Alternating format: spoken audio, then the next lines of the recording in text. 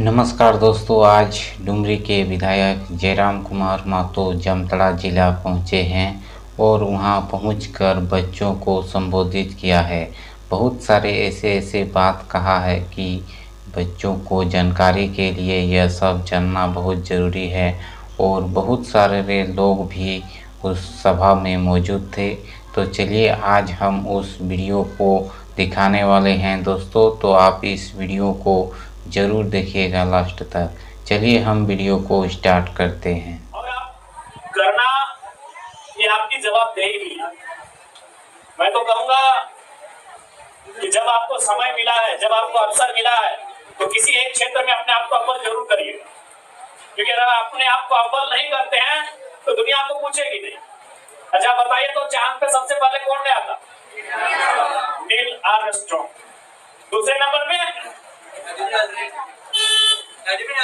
Alvin Aldrin. तीसरे number पे नहीं जानते, आपको नहीं मालूम, हमें भी नहीं मालूम है, इसमें शर्माने की बात नहीं। हिमालय की ऊंची चोटी माउंट एवरेस्ट में सबसे पहले कौन गया था? Edmund Hillary Tetley. ठीक है, दूसरे नंबर पे शायद आपको भी नहीं मालूम, हमको भी नहीं मालूम, ईमानदारी से कह रहे हमको भी नहीं मालूम। अच्छा, अंतरिक्ष में सबसे पहले कौन गया था? Yuri Gagarin. दूसरे आपको भी नहीं मालूम, ईमानदारी से कह रहे हमको भी नहीं मालूम। भारत देश के पहले प्रधानमंत्री पंडित जवाहरलाल नेहरू। दूसरे, तीसरे, चौथे देखेंगे तो पता चलेगा, याद नहीं है। इसका मतलब समझे प्यारे बच्चों? जमाना नंबर रैंक 1 को याद रखती है, रैंक 2 को बुला देती है।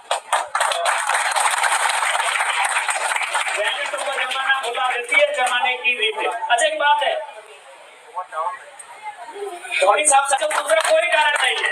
भले अगर कोई धोनी फैन है बहुत ज्यादा, हमारी आलोचना कर लीजिए, लेकिन सच्चाई यही है, दुनिया ने सचिन तेंदुलकर को भुला दिया। बुलाया कि नहीं? सचिन से बड़ा कोई खिलाड़ी नहीं। कई देश तो ऐसे हैं जहाँ कहते हैं हम क्रिकेट को नहीं, सचिन को जानते हैं, ये कहते थे लोग। सचिन को लोगों ने भुला दिया, सुनील गावस्कर को भुला दिया, कपिल देव को लोगों ने भुला दिया, रिकी पॉन्टिंग, दुनिया का सफल कप्तान रिकी पॉन्टिंग को लोगों ने भुला दिया। बुलाया ना? तो महेंद्र सिंह धोनी को भी भूलने में टाइम नहीं लगेगा अगर वह संन्यास ले लिए तो। इसीलिए भैया हमने क्या कहा, रैंक 1। समय जब आपको मिले तो समय में अपने आप को स्थापित करिए। अगर उस समय में आप अपने स्थापित नहीं करते हैं तो फिर याद रखिएगा, लोग ना आपको पूछने नहीं देंगे। और हम तो यही जिस आधार पे वहां थोड़ा सा पुरुष लोग तो बच जाते हैं, लेकिन जब बालिकाएं बहन लोग आप जब जाएंगे तो आपको बहुत सारी समस्याओं का सामना करना पड़ेगा। मैं आपको एक छोटी सी कहानी सुना रहा हूँ। एक लड़की थी, वो प्लास्टिक बीनने का काम करती थी। वो प्लास्टिक किसी, मान के चलिए जामताड़ा है, तो जामताड़ा में वो प्लास्टिक बीनने का काम करती थी। तो जाहिर सी बात है, जब वो प्लास्टिक बीन रही तो बहुत सारे कुत्ते आसपास आकर उसको भौंकते थे। स्वाभाविक है, प्लास्टिक बीन रहे, कुत्ते भौंक रहे हैं, तो अनुमान क्या होता है कि चलो उसको रिएक्ट करते हैं, यानी वो हमें भौंक रहा है तो हम ढेला मार देते हैं। अगर वो ढेला मारती तो फिर वो उसको काट भी खा लेता, यानी वो केवल भौंक रहा। तो लड़की ने ढेला नहीं मारा, बल्कि कहा कि इसको भौंकने दो। वो जामताड़ा में प्लास्टिक बीनने का काम की, एक बोरा प्लास्टिक बीची और फिर बगल के गाँव में चली गई। बगल में कौन सा गाँव है तो हाँ, कोई भी कोई भी गाँव मान ले, जामताड़ा से प्लास्टिक चुन के वो बगल के गाँव में चली गई। और जो कुत्ते भौंक रहे थे वो भौंकते भौंकते जामताड़ा में रुक गए, क्योंकि कुत्तों की अपना एक एरिया होता है।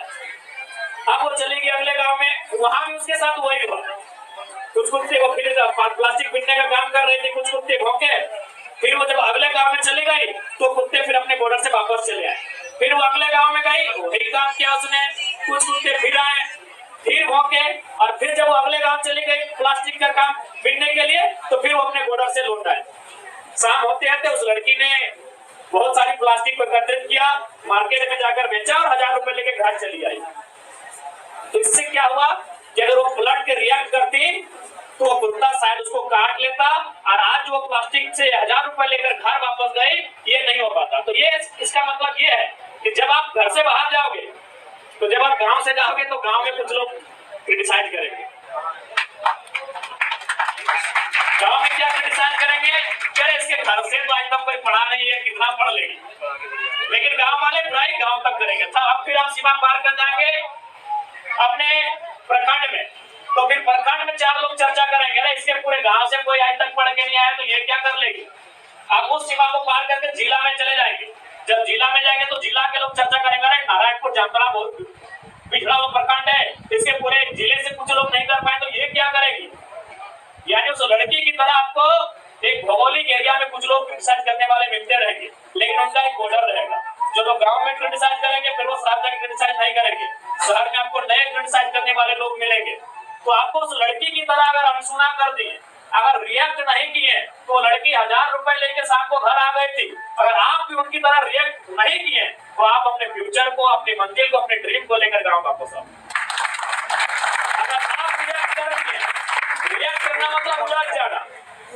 अगर आप रिएक्ट किए, अगर आप उलझ गए तो फिर आपको उल्टा चोट लगेगा, आपकी हानि होगी। इसलिए आपको रिएक्ट नहीं करना है। जिंदगी में कभी कभी उतार चढ़ाव आते हैं, क्रिकेट की गेंदों की तरफ आंसर मिलता है, कभी कभी डक कर जाते हैं, हर बॉल पे छक्का मारना जरूरी नहीं है। तो फ्रेंड, हमारा यह वीडियो आपको कैसा लगा आप हमें ज़रूर कमेंट करके बताना। वीडियो अगर अच्छा लगा हो तो अपने दोस्तों को ज़रूर शेयर करना, क्योंकि हम जयराम से रिलेटेड वीडियो हर रोज़ अपने यूट्यूब चैनल पर लाते रहते हैं, तो आप हमें ज़रूर सब्सक्राइब करके रखना। चलिए हम मिलते हैं नेक्स्ट वीडियो में, तब तक के लिए गुड बाय।